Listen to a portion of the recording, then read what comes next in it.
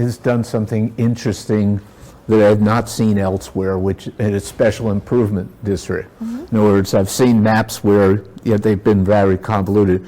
Your entire town is a special improvement. What are the benefits? How do you help those people who are off the beaten path?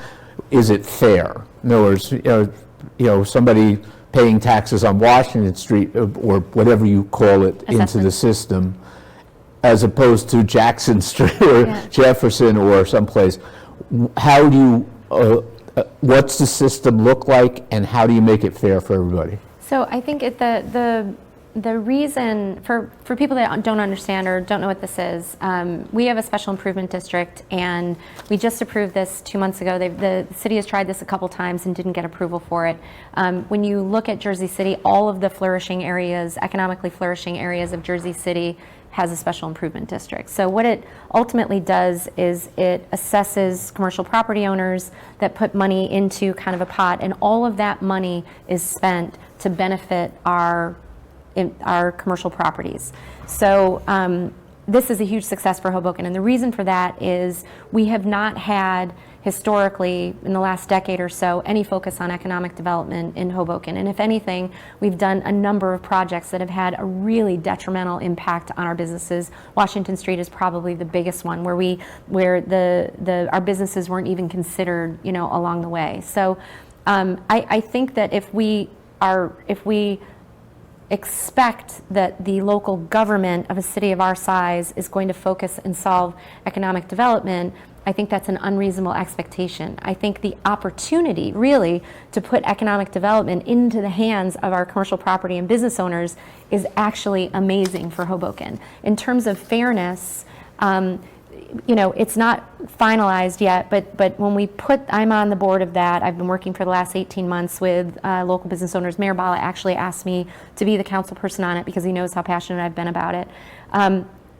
The idea is on this fairness is really to make sure that the assessments vary in a way where the burden that people will suffer actually is matched with the benefits. So Lower Washington will probably pay more money on a rate basis because that's where we're going to see the probably more visible impacts, whereas someone that maybe is a small business in the center of town, maybe they pay $100, $150 a year, but they'll get the benefit of branding and marketing for the city and being in a business directory, maybe being part of events, et cetera, and getting more visibility. And then over time, as we see different parts of Hoboken become the focus and evolve and develop, you'll see maybe the shift of those assessments over time.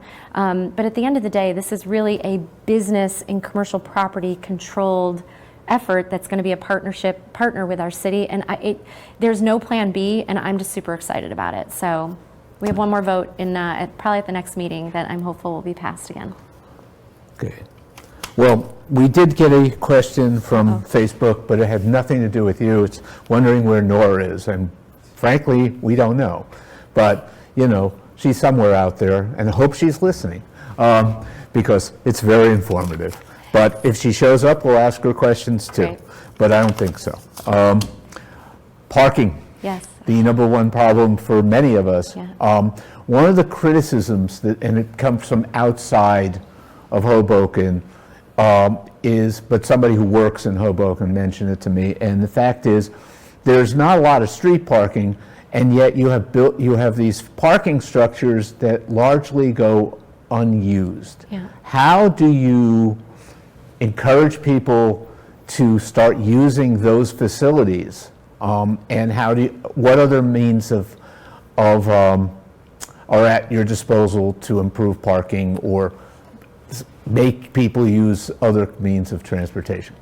That is probably the biggest loaded question, right, for Hoboken. And again, I kind of go back to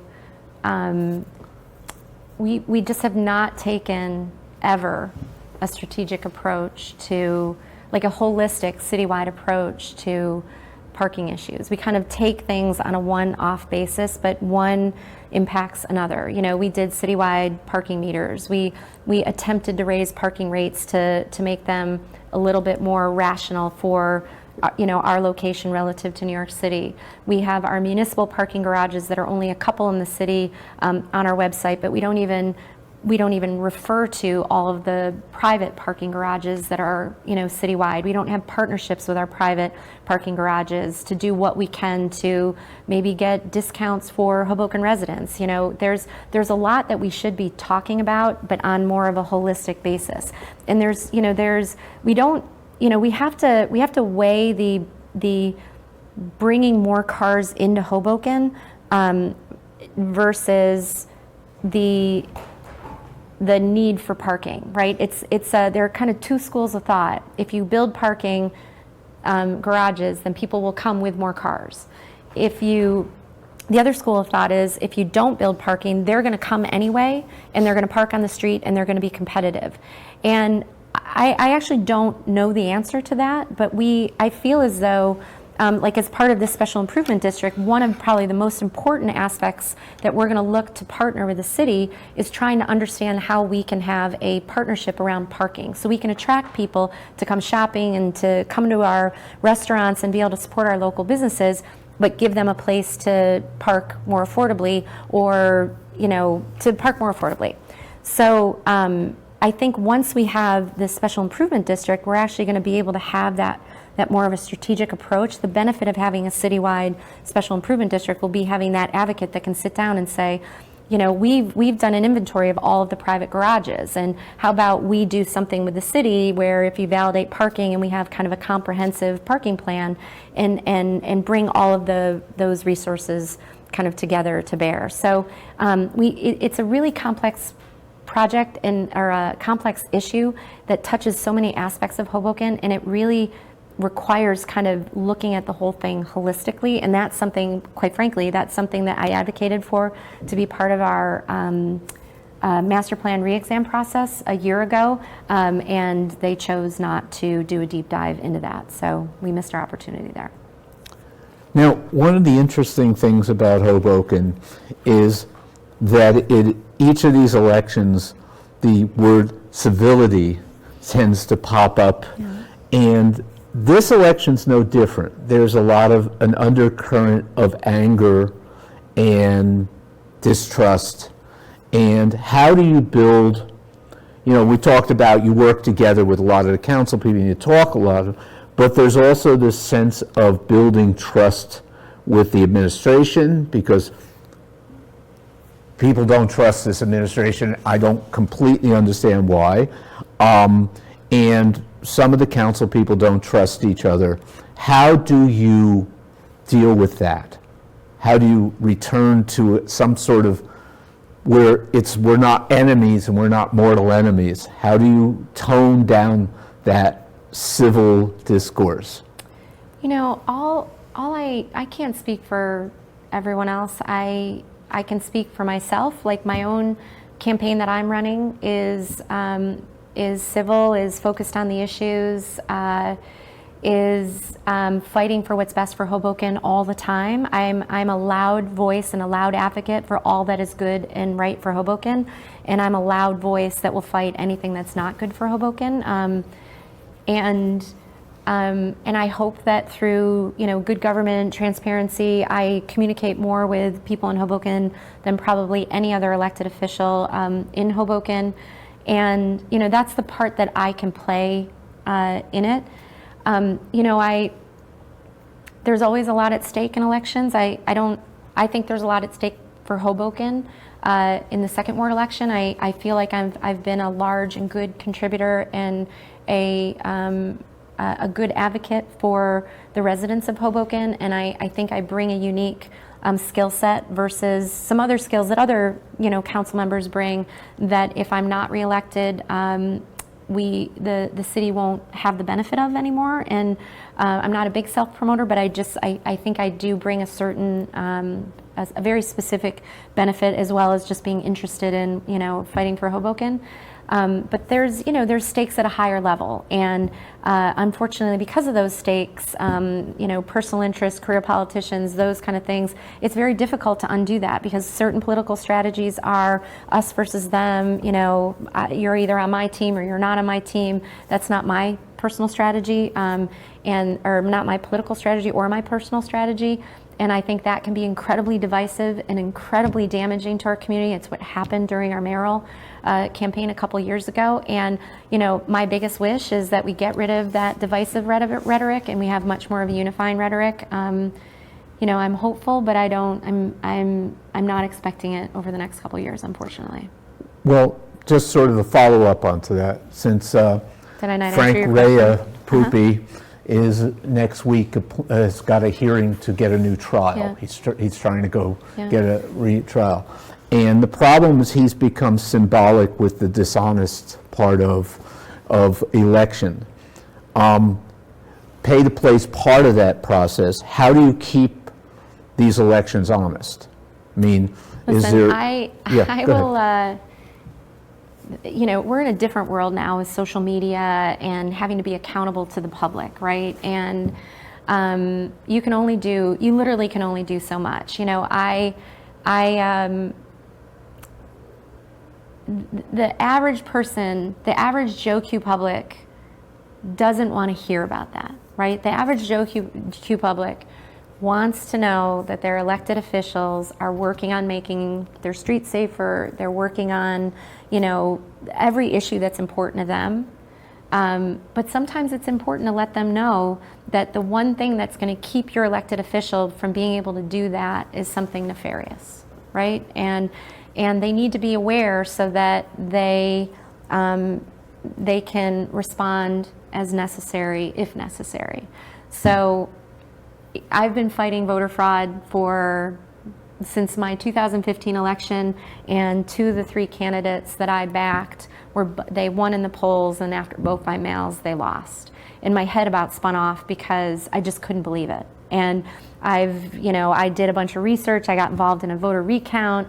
I chaired the Democratic committee for a brief period of time, specifically so that we could make some changes to poll workers where we knew that there was voter fraud. We made those changes. I worked closely with the chair of the Republican committee locally, and we made those changes. It's I think that what we're seeing with the Rea trial is that we've seen an end to that aspect of election fraud.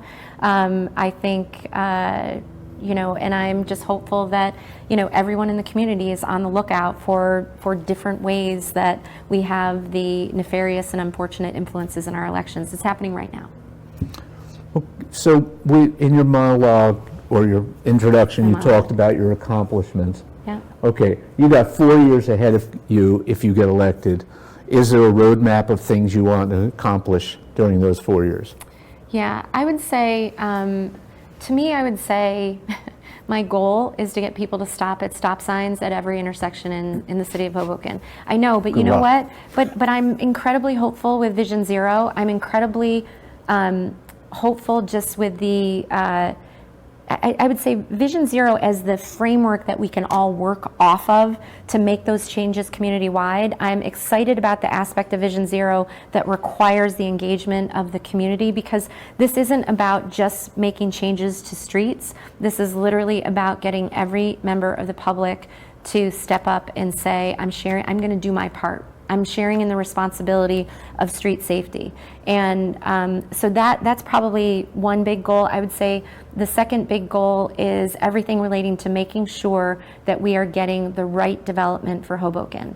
And, people watching this may say, oh my God, she's pro-development. It's not that I'm pro-development. I'm a realist. Property owners have constitutional rights to develop. So we need to work with our developers to make sure that if they're going to develop something, that they're going to develop something that works for Hoboken. We can't let development happen in a way where we miss the opportunity to address our community's needs, whether it's the need for a new school, whether it's the need for even flexible space to put kids in. If we're going to say we replace and upgrade our high school in the existing footprint, we still have to put 4 grades of kids somewhere for probably 2 years to be taught while we're making those changes. Well, where do we put them? You know, we are 1 mile square. We never get to say, we'll take those 10 acres out by the highway and build a new school or a new hospital or a new whatever. So I actually feel like we're at a crisis right now, where we need to identify what the community needs are and make sure that citywide that we are going to be able to address all of the community needs. And I personally believe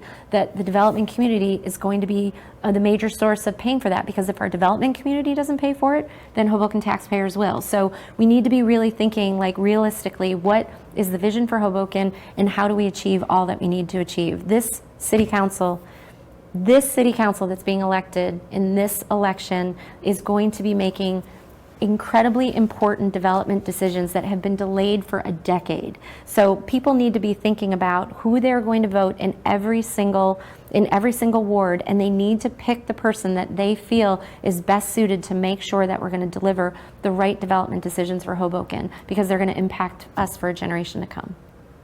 Sorry. Now, in your neighborhood again, Yep. not just the Monarch, Yep. which I believe is eventually going to become a park, but you have the Hoboken Cove, and I'm pretty sure the Half Moon is sunk there because everything else is sunk there. Weehawken. What do you do about it? What kind of things will that, there's an opportunity there of some sort.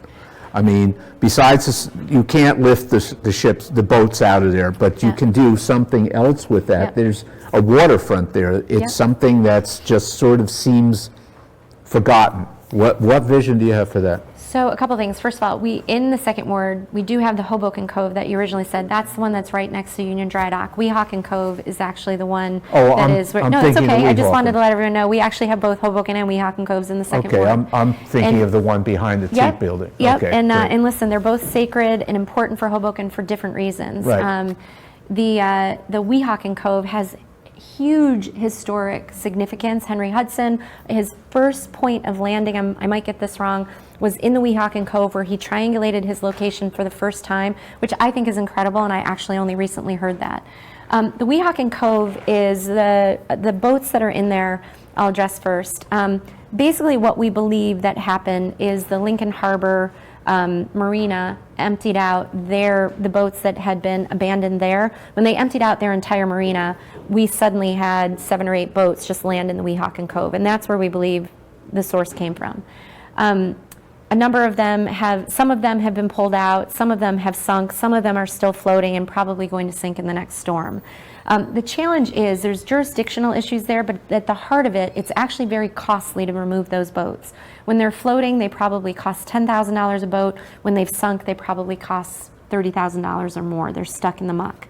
And that's a taxpayer issue. That's not something that is easy in a rising cost environment for the city to take on a couple $100,000 just to remove some boats there. I've talked about just with some of them just clipping the masts underwater, putting a buoy on them, and doing what we can to just close off the mouth of the cove, with buoys and maybe some not a rope, but like a chain link. We've spoken with, there's a group of people within City Hall, including our fire chief and some people in parking and transportation, that have talked about doing that. But on a long-term basis, I think we have a huge opportunity there. We're doing the Rebuild by Design Park that is going to be just west of Harborside, 1500 Garden Street, where the Harborside Park is now, that is going to include the westernmost border of the cove, almost the entire westernmost border of the cove. So that is going to be an entryway into Hoboken, this beautiful park. Is that where the slide is? No, the slide will be when you're coming into Hoboken, the slide Right, is on the okay. right-hand side. So on the left-hand side, it's the Rebuild by Design, Right. The Rebuild by Design Park, but it's going to be a beautiful park along that cove. And I think from that park, there was originally a plan to have a boathouse there, but having some sort of, boat access, kayaks and sailboats or stand-up paddleboards, et cetera, and really activate, the entire cove and make it usable by people. To do that, we clearly need to make it safe and do something with the boats. And then I would say The second thing that we've talked about more recently is trying to bring some sort of like ecological study or focus to the area, and maybe even make it like an educational area where people can learn about the local ecosystem, et cetera. We have some great resources in the city of Hoboken that have actually done this more along the Hoboken Cove, and it's a way that we may be able to actually kind of preserve the entire water in that area. So I think there's a lot of things that we can do with that area over the next couple of years. Okay. Has anybody approached us on Facebook yet? One question. Uh-oh. We have a Facebook person. Uh-oh. This is good. I hope so. I follow everything on Facebook, but I'm old-fashioned. What's that? Okay. Yep, I can Okay. see it. Let's see. We would love to know. Okay. I definitely can't read this. I can read it. Where's the question? Do you want me to read it? I'll read Yeah, it. read It it. says, so I can see it on my screen here too. So it says, Oh, there it is. yep, you got it? Okay. Where do you stand on residential parking permit? Should it be raised from $15? If yes, to what price, for what, and for what reason?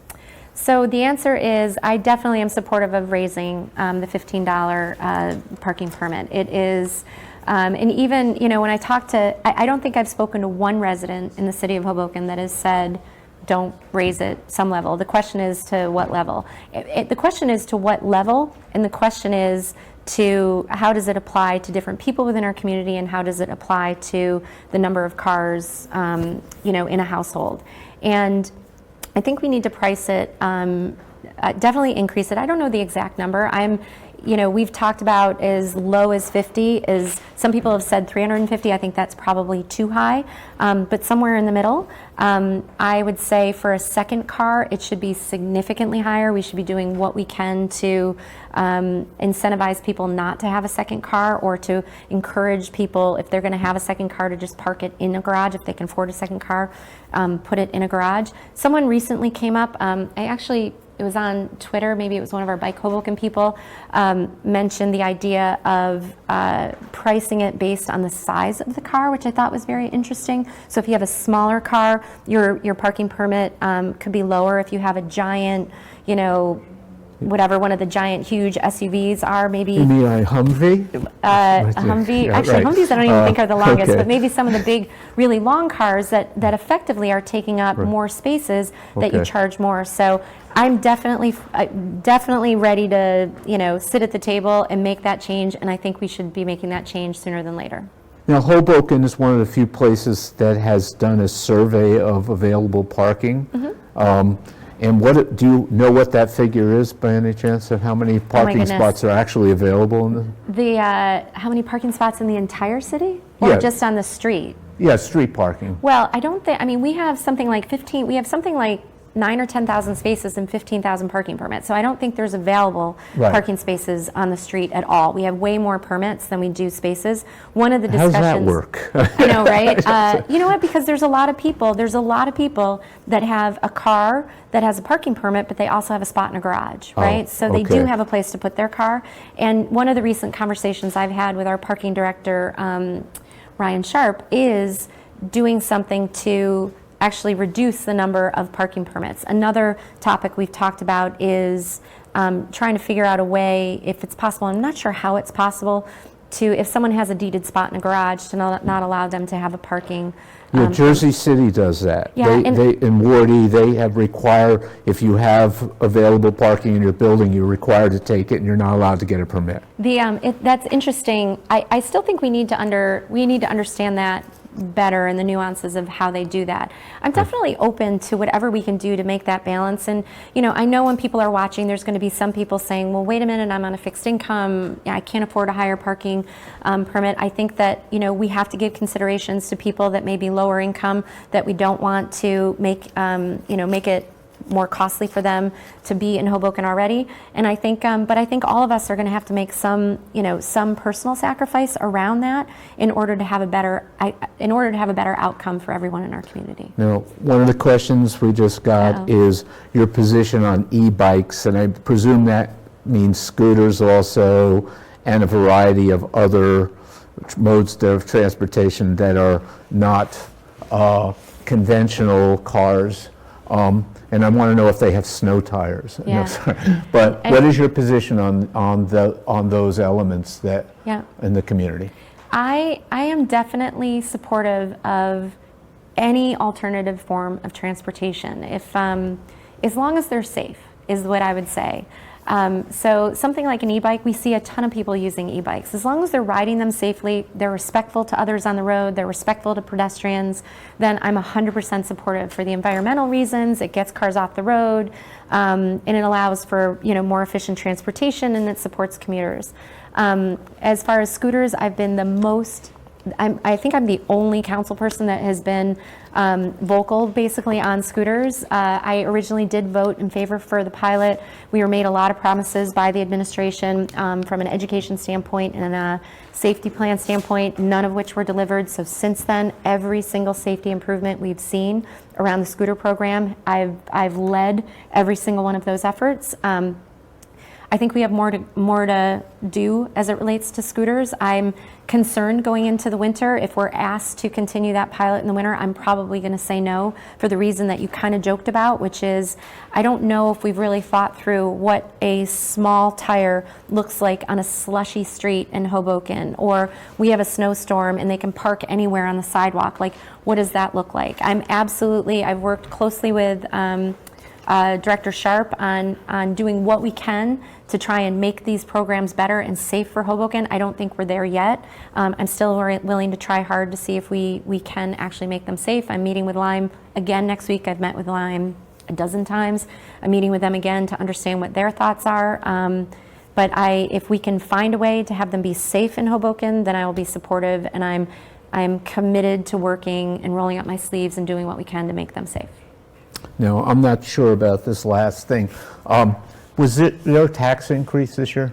There was. Okay, so how do you keep taxes stable, and how do you avoid those nasty little things called tax increases? Listen, this very specific issue kind of plays to my strengths. I've chaired the Finance and Infrastructure Subcommittee for 4 years. 3 of those years, we had no municipal tax increase. The 4th year, we had a small tax increase, but I will tell you that we fought tooth and nail. We started off with a 3% increase that was proposed by the mayor. We took with a fine-tooth comb, we went through that budget and we made line item cuts wherever we saw wasteful spending, and we had to fight the mayor to make those cuts. We even went down to the DCA to be able to get the DCA to be confident and comfortable with the cuts that we were recommending. And they were. They ultimately came back and they were 100% supportive. But it was a real battle because my own personal view is the mayor's budget had wasteful spending in it and excess spending that was unnecessary.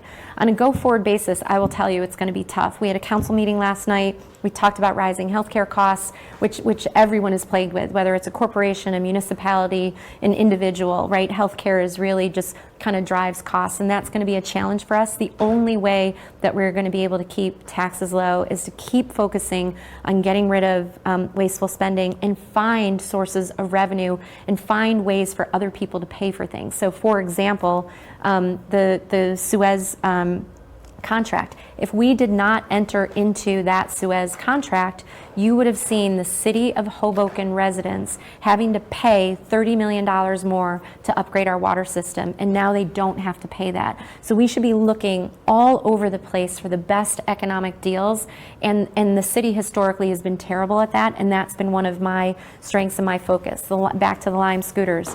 The original Lime scooter was, the city was getting $50 a scooter, $12,000. Lime was probably making between $1.5 and $2 million. And you know what? I pushed and said, we need a better deal, and we have a new contract that's set for the remainder of the pilot that's going to put $100,000 in our pocket. Okay, we should wrap this up. Oh my goodness, You have it's a been an closing hour? statement, as if there's anything you haven't covered. Let's go ahead. You know what? It's funny. I prepared an opening statement. I didn't prepare a closing one. But what I would say is I've said throughout this, this is a really important election for Hoboken. You know, there's politics at play in terms of, you know, the different candidates. But at the end of the day, people need to vote and elect the person that they feel is going to be the best representative for the 2nd Ward, and that is always going to put Hoboken first. I am an independent candidate. I will support all the best ideas. I don't care who they come from, and I will constantly ensure and make all the time that Hoboken's interests are protected and that they come first. And I hope you vote for me 1C on November 5th. Thank you. Thank you very much. And this concludes what turned out to be not a second ward debate, but I'm glad we got to interview you. I'm sorry Nora wasn't here, but this was your second ward debate, and it was produced by Hudson Media Group, which is doing a whole series of these when sometimes even people show up. Thank you very much. Thank Have you. a really good night. I'm Al Sullivan. Hope to see you next time.